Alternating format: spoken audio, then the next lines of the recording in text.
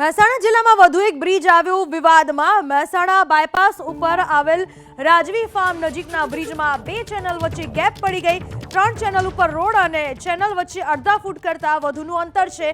Bridge ઉપર કુલ 20 channel આવેલ છે અને તમામ ચેનલ અને રોડ અલગ થઈ ગયા છે, જેના કારણે વાહન ચાલકોને અકસ્માતનો ભય છે। મહેસાણા બાયપાસ પાસેનો આ બ્રિજ જ્યાં ભ્રષ્ટાચારની પોલ ખુલી ચૂકી છે। જે ચેનલ છે એ અલગ થઈ ચૂકી હોવાનું જોવા મળ્યું છે। દ્રશ્યોમાં સ્પષ્ટ પણ દેખાઈ રહ્યું છે। રાજવી ફાર્મ નજીક બ્રિજમાં બે ચેનલ વચ્ચે ગેપ છે। ત્રણ ચેનલ ઉપર રોડ અને ચેનલની વચ્ચે અડધા ફૂટ કરતાં વધુનું અંતર જે દ્રશ્યોમાં સ્પષ્ટપણે દેખાઈ રહ્યું છે। બ્રિજ ઉપર કુલ 20 ચેનલો આવેલી છે। આ તમામ ચેનલ અને રોડ એ બંને અલગ થઈ ચૂક્યા છે। ચેનલ અને રોડ અલગ થઈ જતા સવાલ ઉઠી રહ્યા છે અને અકસ્માતનો ભય સતાવી રહ્યો છે લોકોને।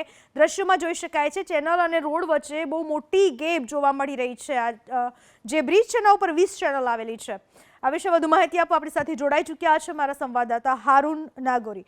હારૂન, આ બ્રિજની કેટલા સમયથી આ હાલત છે? રાહદારીઓને, વાહન ચાલકોને શું ડર છે અને પ્રશાસને કોઈ આ બાબતને ધ્યાને લીધી છે ખરા? મહેસાણા બાયપાસ હાઈવે ઉપર વધુ બ્રિજ તૂટ્યો છે। જે રીતે બાયપાસ હાઈવે ઉપર બ્રિજ આવેલો છે રાજવી ફાર્મ પાસે, ત્યાં બ્રિજની અંદર મોટી ગટરો જોવા મળે છે। જેની ચેનલો વચ્ચેની બ્રિજ વચ્ચેની જગ્યા છે તે વધુ હોવાથી ક્યાંક વાહન ચાલકો પટકાઈ ગયા છે। ઘણા સમયથી આ રીતે બ્રિજ છે તે તૂટી રહ્યું છે, પરંતુ તંત્ર દ્વારા હજુ કોઈ પણ પ્રકારની રિપેરિંગ ખાસ તેનું સર્વે કરવામાં નથી આવ્યું। સવાલ એ થાય છે કે જ્યારે બાયપાસ હાઈવે ઉપર આ રીતે હજારોની સંખ્યામાં વાહનો પસાર થતા હોય ને તેવામાં જો બ્રિજ જર્જરિત થાય ને હારૂન, આપને અટકાવવા માંગીશ। પૂર્વ સાંસદ જુગલજી ઠાકોર આપણી સાથે જોડાઈ ચૂક્યા છે। જુગલજી, ભ્રષ્ટાચારના ગાબડા સામે આવે બરાબર છે, પણ હવે તો ભ્રષ્ટાચારના બ્રિજ પણ અનેક સામે આવી રહ્યા છે। આપનું શું કહેવું છે? જે પ્રમાણેનું ગઈકાલે મેં ધ્યાન દોર્યું હતું, પહેલા તો એબીપી અસ્મિતાને ધન્યવાદ આપું છું કે તમે આ પ્રશ્ન ઉઠાઈને જનતાને અને જે આ સરકારી તંત્ર જે રીતે ઊંઘી રહ્યું છે, જેના કારણે અત્યારે ખૂબ મોટી સંખ્યાની અંદર તમે 2 વ્હીલર કે 3 વ્હીલર એટલે રિક્ષા એ લોકોને નીકળવું હોય તો કદાચ કોઈ મોટો ગોજારો અકસ્માત થઈ શકે એમ છે, પરંતુ આ લોકો જોતા પણ નથી, જોવા પણ નથી। તમે આખો બ્રિજ કવર કરશો તો તમને ખ્યાલ આવશે કે કોઈક જગ્યાએ ખીલાસરી અંદરની જે કહેવાય એ પણ બહાર નીકળી ગઈ।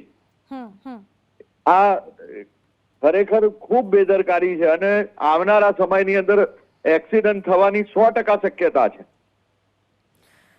પ્રશાસનની નિષ્ક્રિયતાને લઈને તમે શું કહેશો? કારણ કે આ લોકોના જીવનું જોખમ પણ સર્જી શકે છે, કારણ કે અકસ્માત થાય, કોઈનો જીવ પણ જઈ શકે છે અને ભ્રષ્ટાચાર હોવાનું પણ પૂરેપૂરું આ દ્રશ્યોમાં સાબિત થઈ રહ્યું છે। જુગલજી, આમાં પ્રશાસન જે પ્રમાણેનું આંખ આડા કાન કરી રહ્યું છે, કોઈક ને કોઈક જગ્યાએ ઘોર નિંદ્રાની અંદર એ લોકો સૂઈ રહ્યા છે। એ પોતે જોઈ રહ્યા છે કે ભાઈ આ જગ્યાએ એક્સિડન્ટ થવાથી ઘણાના મૃત્યુ પણ થશે અને થોડા લગભગ દિવાળી આસપાસ એક એક્સિડન્ટ પણ અહીંયા થયેલું હતું, તો પણ આ લોકો જાગતા નથી। આ બાબતે કોઈ રજૂઆત થઈ હોવાનું તમારા ધ્યાને આવ્યું છે ખરા? થોડા ટાઈમ પહેલા મેં આપના જે એબીપી અસ્મિતા દ્વારા જ મેં એક ઇન્ટરવ્યુ આપ્યો હતો ને એની અંદર પણ કહ્યું હતું કે ભાઈ આ લોકો જાગતા નથી। રજૂઆત મેં માનનીય જે અમારી જયારે બેઠક હોય ત્યારે મેં ધ્યાન દોરેલું, એના પછી મેં કોઈ ધ્યાન નથી દોરેલું। બરાબર। જુગલજી, આભાર આપનો અમારી સાથે વાત કરવા બદલ।